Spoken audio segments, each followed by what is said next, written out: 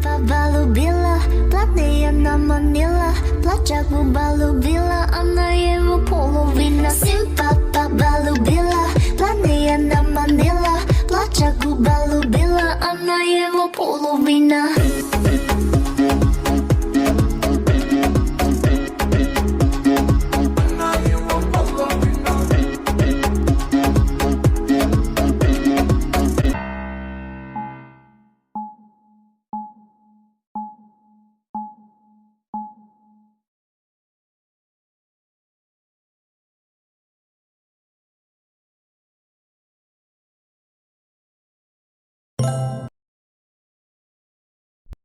Папа любила, платные на манила, плача губа любила, она его половина.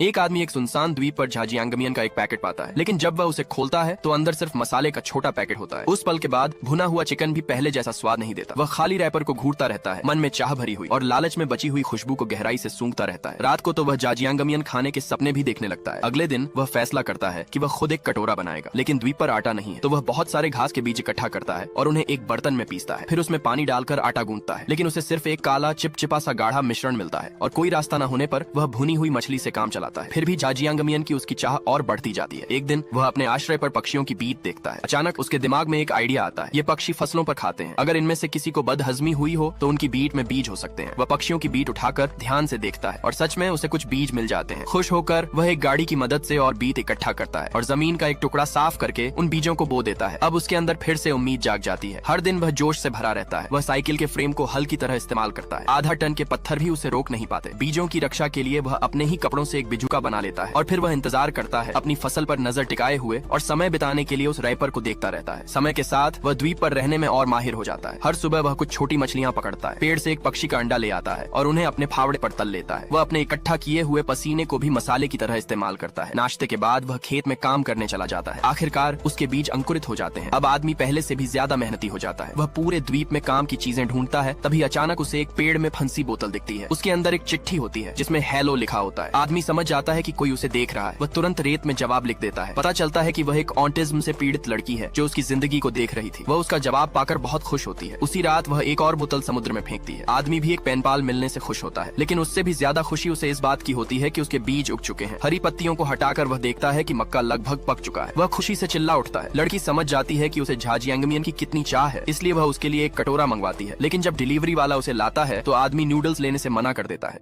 एक आदमी एक भैया ये देखिए, मुझे बहुत ही कमाल का चीज मिल गया।